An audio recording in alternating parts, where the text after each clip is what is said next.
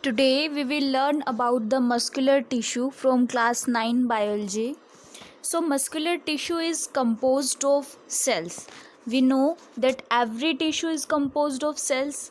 तो muscular tissue जो है it is composed of the cells that have the special ability to shorten or contract in order to produce movement of the body parts. Body parts में movement हो सके इसलिए इसमें कुछ इस तरह की सेल्स हैं जो कॉन्ट्रैक्शन एंड रिलैक्सेशन शो करती हैं, जिसकी वजह से टिश्यू जो है वो छोटा हो जाता है कॉन्ट्रैक्ट करके या फिर एक्सपेंड कर सकता है। 3 तरह के मस्कुलर टिश्यू हम डिस्कस करेंगे। पहला है स्केलेटल मसल्स, जिनको हम स्ट्रेटेड मसल्स भी कहते हैं। हम जानेंगे कि इनको स्ट्रेटेड मसल्स क्यों कहते हैं। सेकंड है स्मूथ और unstriated muscles. Third are cardiac muscles. हम इनकी लोकेशन, स्ट्रक्चर और फंक्शन के बारे में पढ़ेंगे।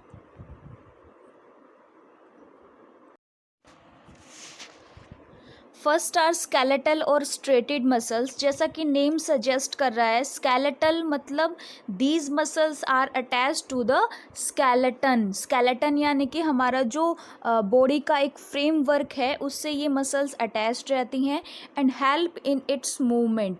और पूरा जो बॉडी का स्ट्रक्चर है, फ्रेमवर्क है, उसके मूवमेंट के लिए रिस्पॉन्सिबल हैं। इन मसल्स को स्ट्रेटेड मसल्स क्यों कहते हैं? क्योंकि जब हम इनको माइक्रोस्कोप के अंदर ऑब्जर्व करेंगे तो we can see the presence of alternate patterns of light and dark bands.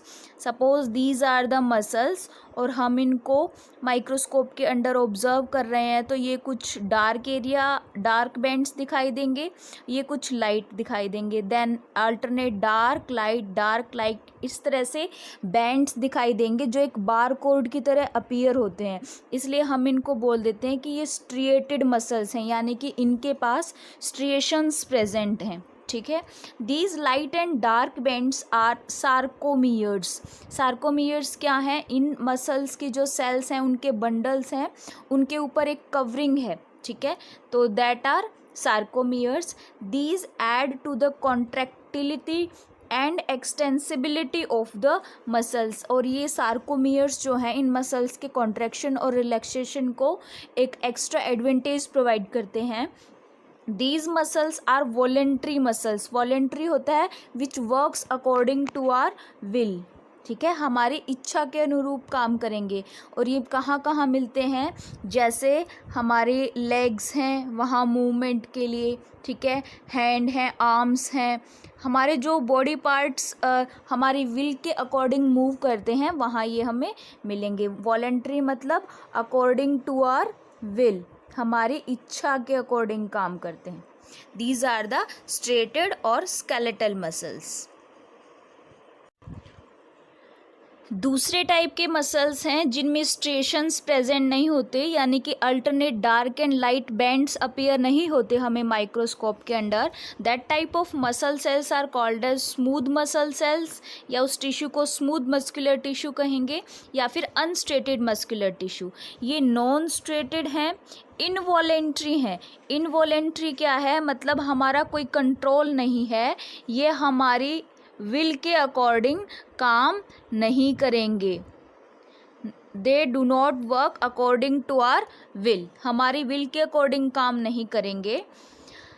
It stimulates the contractility of the digestive, urinary, reproductive system, blood vessels and airways. ये कहाँ कहाँ प्रेजेंट होते हैं? जैसे एयरवेज में ब्रोंकाई हैं, हमारी ब्लड वेसल्स हैं जहाँ से ब्लड फ्लो करता है, रिप्रोडक्टिव सिस्टम है यानी कि male and female genital parts, हमारा यूरिनरी ब्लैडर है, हमारा डाइजेस्टिव सिस्टम है, वहाँ सब।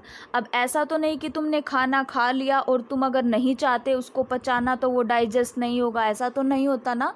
अगर बॉडी में हमने फूड को इंजेक्शन किया है तो वो फूड क्या होगा? डाइजेस्ट होगा। ऑब्वियसली जैसे ही फूड एंटर करेगा बॉडी में तो एलिमेंट्री कैनाल अपना काम करेगी, स्टमक अपना काम करेगा, पेनक्रियाज अपना काम करेगा, गॉल ब्लैडर अपना काम करेगा।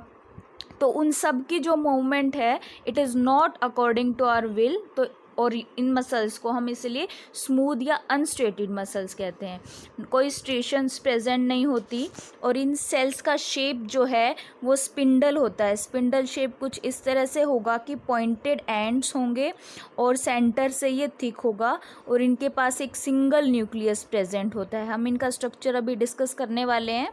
these type of cells are present in the smooth muscular tissue. Next is cardiac muscle tissue या cardiac muscular tissue. As the name is suggesting, cardiac का मतलब होता है हार्ट, ठीक है। तो ये जो टिश्यू है that is found only in the heart, सिर्फ हार्ट में मिलता है। हार्ट की वॉल्स पे जो टिश्यू है that are cardiac muscular tissue. ये इनवॉलेंट्री है ऑब्वियसली। अगर हमारा हार्ट ब्लड पंप करता है तो ही हमारी कार्डियक एक्टिविटी होती है, तो ही हम जिंदा रह पाते हैं। अब ये अगर वॉलेंट्री होता तो हमारे कंट्रोल में होता कि जब हम चाहें तब हमारा हार्ट बीट करे, ब्लड पंप करे। लेकिन सपोज़ करो अगर हम कभी भूल जाते उसको ऑर्डर करना, ठीक है, तो लाइफ थ्रेटनिंग सिचुएशन हो सकती थी ना। इसीलिए हमारी जो बॉडी है वो इस तरह से डिज़ाइन की गई है कि these are the involuntary muscles. और हार्ट पंप करता है blood through the cardiac contractions. Cardiac contraction क्या है कि जब हार्ट की वॉल्स में कॉन्ट्रैक्शन होता है तो एक प्रेशर जनरेट होता है। इसी तरह से ब्लड जो है हार्ट के अंदर एंटर करता है और हार्ट को लीव करता है, ठीक है। यानी कि जो ब्लड की पंपिंग है वो हार्ट में कॉन्ट्रैक्शन और रिलैक्सेशन ऑफ हार्ट की वजह से, या फिर हम कह सकते हैं कार्डियक मसल्स की वजह से पॉसिबल है। The cells of the cardiac muscles are striated, यानी कि इसके पास भी स्ट्रिएशंस प्रेजेंट हैं, यानी कि light and dark bands present हैं। These are single celled and uninucleated, यानी कि जो मस्कुलर टिश्यू है इसमें जो भी सेल्स हैं उनके पास एक ही न्यूक्लियस होगा। The ends of the cells are joined and the junctions are called intercalated disc. जो सेल्स के एंड्स हैं वो एक दूसरे से जॉइन करते हैं। Suppose this is the cell and this is the cell, इनके एंड्स इस तरह से जॉइन करते हैं और इनको हम बोलते हैं इंटरकैलेटेड डिस्क। इन इंटरकैलेटेड डिस्क की वजह से ही हार्ट कभी भी फटीग नहीं होता, यानी कि कभी भी थकता नहीं है, ठीक है। हार्ट कभी भी थकता नहीं है और वो through out the life blood को पंप करने का काम करता है। सपोज़ करो अगर ये इंटरकैलेटेड डिस्क नहीं होती और हमारी लेग या हैंड की मसल्स की तरह अगर ये मसल्स भी थक जाती, फटीग हो जाती, तो बहुत मुश्किल हो जाता हार्ट के लिए ब्लड को रेगुलरली पंप करना। लेकिन इंटरकैलेटेड डिस्क की प्रेजेंस की वजह से हमारा जो हार्ट है वो एक्सटेंसिव कॉन्ट्रैक्शन और एक्सटेंसिव एक्सपेंशन से बच जाता है और इसीलिए वो फटीग नहीं होता। तो these are the cardiac muscular tissue और we can say cardiac muscles. You can see the structure of all the three types of muscular tissue that are skeletal or striated muscles, cardiac muscles and smooth muscles.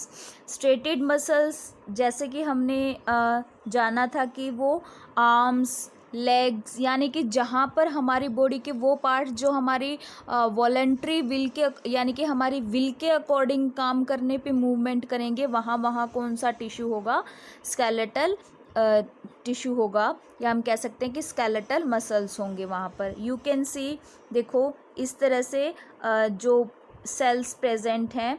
Nucleus, ये जो blue show किया गया है that is nucleus, ठीक है। और nucleus जो है वो कहाँ प्रेजेंट होता है, आप ये मेंशन करेंगे कैरेक्टरिस्टिक्स में कि nucleus is present at the periphery. Periphery क्या होता है, पेरीफेरी होती है एज पोजीशन। सपोज़ ये मसल है हमारे पास, ये मस्कुलर बंडल है एक, तो इसकी जो ये एज है, किनारा है, यहाँ पर न्यूक्लियस प्रेजेंट होगा, ठीक है। तो nucleus is present at the periphery, ठीक है। और ये जो लाइनिंग्स दिखाई दे रही हैं these are the dark bands, और इनके बीच में जो स्पेस है जिसे मैं डॉट से शो करी, दीज आर लाइट बैंड्स, तो ये light and dark bands appear हो रहे हैं, न्यूक्लियस पेरीफेरी पे प्रेजेंट है। These are the cardiac muscles. Cardiac muscles में देखो जहाँ ब्लू है ये न्यूक्लियस शो किया गया है। अब देखो ये एक पर्टिकुलर सेल है, ये दूसरी सेल है, इनके एंड जो हैं वो जॉइंड हैं यहाँ से, और इसी वजह से इंटरकैलेटेड डिस्क की फॉर्मेशन होती है। कार्डियक मसल्स के पास भी स्ट्रिएशंस प्रेजेंट हैं, यू कैन सी। और फिर आती हैं स्मूथ मसल्स। स्मूथ मसल्स देखो पॉइंटेड एंड्स हैं इनके, और एक सेल के पास एक ही न्यूक्लियस है, यूनिन्यूक्लिएटेड होती हैं ये, ठीक है। तो these are the skeletal, cardiac and smooth muscles.